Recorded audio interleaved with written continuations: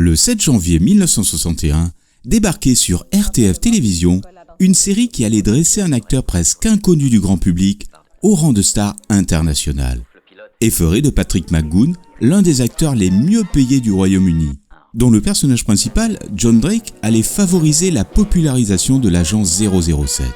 Nous allons vous raconter, à travers ce formidable bond en arrière de plus de 60 ans, l'incroyable histoire de la série Destination Danger. L'organisation Atlantique a le sien aussi.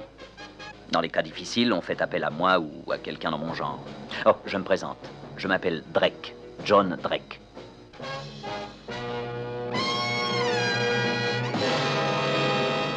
Né de parents fermiers irlandais venus chercher du travail aux États-Unis, Patrick Joseph McGoohan voit le jour le 19 mars 1928 à Astoria, un quartier de l'État de New York.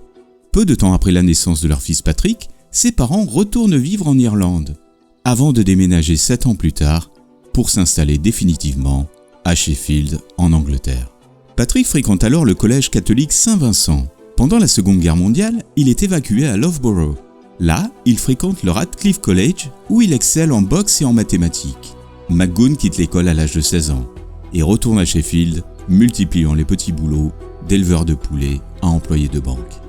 1947, les hasards de la vie le portent à décrocher un emploi de régisseur au Sheffield Repertory Theatre. Mais un soir, un comédien tombe malade. McGoohan le remplace au pied levé et se découvre une véritable vocation pour le théâtre, qui le poussera par la suite à remplacer des comédiens souffrants ou incapables de se produire sur scène. 1951, il épouse Joanne Drummond, qu'il rencontre sur le lieu de son travail. McGoohan fréquente alors le Bristol Old Vic Theatre et se forge, année après année, une place avec des rôles marquants, comme celui d'un prêtre accusé d'être homosexuel dans Serious Church en 1955, dont la prestation admirable lui vaut d'être remarqué par Orson Welles, qui qualifie sa présence d'intimidante et l'invite au sein de sa troupe afin que McGoohan lui donne la réplique dans la pièce Moby Dick Riast. Puis McGoohan fait ses premiers pas au cinéma dans Les Briseurs de barrage, rôle mineur dans lequel il apparaît que quelques secondes au cours du film. Puis il enchaîne les rôles, apparaissant dans L'Armure Noire, Zarak le Valeureux et High Tide at Noon. 1957, il est engagé par la Rank Organisation qui lui offre des rôles plus étoffés et donne la réplique à Sean Connery dans le film Train d'enfer, où il incarne Red, un chauffeur téméraire, film dans lequel toutes les violations du code de la route sont encouragées. McGoohan joue également dans Gypsy en 1958 aux côtés de Melina Mercouri. Mais cantonné à des personnages de mauvais garçons, son contrat est bientôt résilié, faute de bonnes relations avec les producteurs de la Rank Organisation. Libéré de toute obligation vis-à-vis de J. Arthur Rank, il se tourne bientôt vers la télévision. Lou Grade, directeur d'ITC, maison de production et de distribution pour la chaîne britannique ATV, veut percer le marché américain afin de rentabiliser le coût élevé de ses productions et commandite à Ralph Smart, créateur de la série L'Homme Invisible en 1958, une toute nouvelle série afin de séduire le public américain. Smart rédige alors le scénario de Lone Wolf, un thriller d'espionnage concernant un homme évoluant dans un univers d'espions. Smart a eu plusieurs réunions avec l'auteur de James Bond, Ian Fleming. Les deux hommes ont même envisagé d'amener 007 sur les écrans de télévision, mais Fleming a déjà vendu les droits à Ion Productions et n'est pas en mesure de les racheter. Une première adaptation du roman de Fleming, intitulée Casino Royale, fut réalisée pour la chaîne de télévision américaine CBS en 1954, où le personnage de Bond est incarné par Barry Nelson. Mais cette dernière n'eut pas le succès escompté. En conséquence, les deux hommes utilisent Bond comme tremplin pour inventer un nouveau personnage, un bel homme, tombeur de femmes, charismatique, et ces derniers porteraient le personnage sur le petit écran, quoi qu'il arrive. Mais en cours de route, Ian Fleming quitte la série, avant même la fin du développement de cette dernière, et cède sa place à Ian Stuart Black, scénariste de la série L'Homme Invisible. Afin de favoriser les ventes pour le marché américain, ce dernier renverse l'idée. John Drake sera américain contrairement à 007 et sera un agent travaillant pour l'OTAN. C'est Brian Clements, en collaboration avec Ralph Smart, qui rédige le scénario du pilote Le paysage qui accuse, lequel sera scénariste sur plusieurs épisodes de la série Chapeau melon et bottes de cuir. Le scénario est livré à Grade et ce dernier donne son feu vert. La production de Lone Wolf qui deviendra par la suite Destination Danger, peut enfin démarrer. Mais Grade et Smart n'ont aucune idée de l'acteur qui pourrait interpréter John Drake. Mais après avoir vu un jeune comédien dans une production télévisée, The Big Knife, Lou Grade trouve son homme en la personne de Patrick McGoon.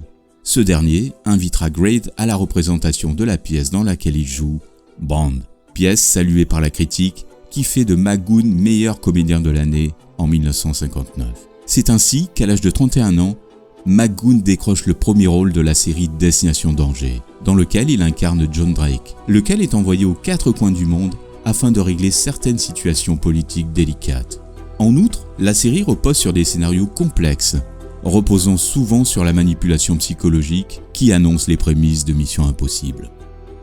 Mais McGoon voit le personnage de Drake différent de Smart, Black et Fleming, et des changements dramatiques dans le personnage et les situations seraient nécessaires avant de signer pour le rôle. Désireux de s'éloigner de cette image de bad boy qui lui colle à la peau et qu'il avait notamment interprété dans Train d'Enfer, McGoon n'accepte aucune violence gratuite, exige que son personnage use davantage de son intelligence que de son arme, et refuse d'embrasser qui que ce soit à l'écran. En cours de tournage, McGoon pousse ses idées plus loin, avec pour résultat que le gars sexy et dur qui frappe sous la ceinture et utilise toujours une arme à feu comme initialement conçu, est remplacé par un homme de bonne morale, qui déteste la violence, utilise son cerveau et traite les femmes avec respect. McGoon, quant à lui, déclarait « J'ai essayé autant que possible d'en faire un personnage énigmatique, espérant que vous ne seriez jamais sûr de ce qu'il allait faire la séquence d'après. Son arme principale contre ses adversaires, son intelligence. » Clive Donner, réalisateur sur la série, déclarait que si McGoon n'était pas en accord avec ce qui avait été prévu, il ne tournait pas la scène. Dès le début, l'espion se présente aux téléspectateurs avec la phrase « Oh, je me présente. Je m'appelle Drake. John Drake. » qui n'est pas sans rappeler la célèbre réplique de 007, dont le premier opus sortira sur grand écran 2 années plus tard, en 1962. Le premier épisode de la série, Le paysage qui accuse, est tourné à Porte-Mérion, lequel servira par la suite de décor principal pour la série Le Prisonnier. Épisode dans lequel Drake doit avoir une relation romantique avec sa partenaire féminine. Mais McGoon s'y refuse et fait retirer par la suite des scripts toutes les scènes similaires. Embrassé durant le tournage par une partenaire alors qu'il s'y était fermement opposé, il rentre dans une colère folle. McGoon déclarait « Je me suis permis d'être embrassé qu'une seule fois par l'actrice Jane Merrow. C'était un baiser d'amitié, en accord avec l'histoire. » À maintes reprises dans la presse, il explique qu'il souhaite ainsi préserver ses filles encore jeunes, tout en refusant de galvauder d'un geste le baiser dont abusent des personnages comme Bond. Pour moi, un baiser est quelque chose de magique, qui revêt une grande signification, et non juste un moyen de satisfaire le caprice d'un scénariste ou d'un réalisateur de télévision. Cette attitude montre à quel point la morale personnelle de McGoon affecte le personnage de Drake. Harry Saltzman et Albert Broccoli, lesquels ont acheté les droits des romans de Ian Fleming pour les adapter au cinéma, proposent à Patrick McGoon d'incarner le premier visage de l'agent 007 pour le cinéma, dans James Bond contre le Dr No, qui la décline, estimant que le comportement du personnage n'est pas suffisamment assez moral à ses yeux. Le comédien refuse également d'interpréter le saint à la télévision, permettant à Roger Moore d'accéder au statut de vedette. McGoon est toutefois bien conscient que Destination Danger est une série d'action. Même si Drake utilise son intelligence plutôt qu'une arme à feu, chaque épisode comporte au moins une bagarre. Il insiste donc pour approuver chaque combat qu'il souhaite réaliser lui-même aussi souvent que possible.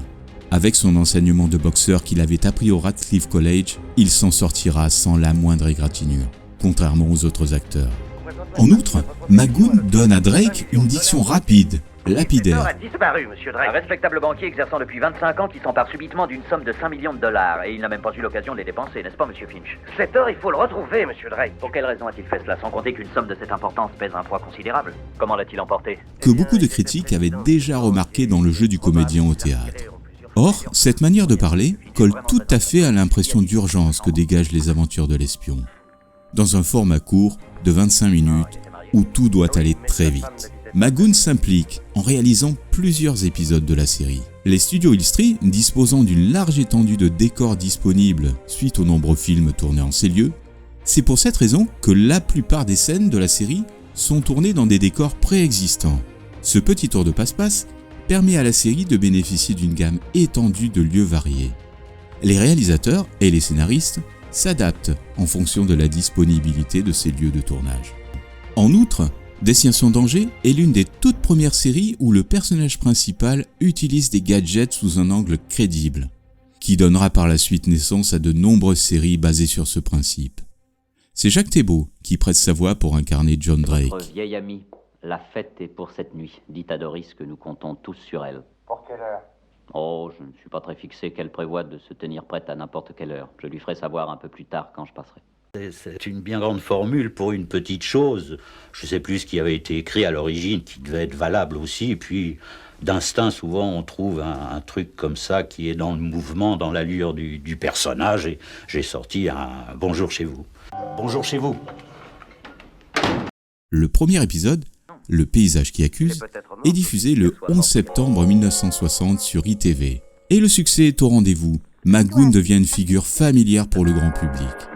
La série réalise des ventes notables dans le monde entier et remporte des critiques favorables lors de sa diffusion sur CBS. Mais en 1961, Destination Danger n'atteint pas son plein potentiel en Amérique. Et la décision fut prise par Lou Grade de mettre un terme à la production de la série. McGoon se tourne alors vers le cinéma et ITC poursuit sa tentative de trouver une formule gagnante qui gagnera un large public aux États-Unis. Destination Danger n'a pas créé la mode des aventures exotiques, pas plus qu'elle n'a inventé le personnage du héros agent secret.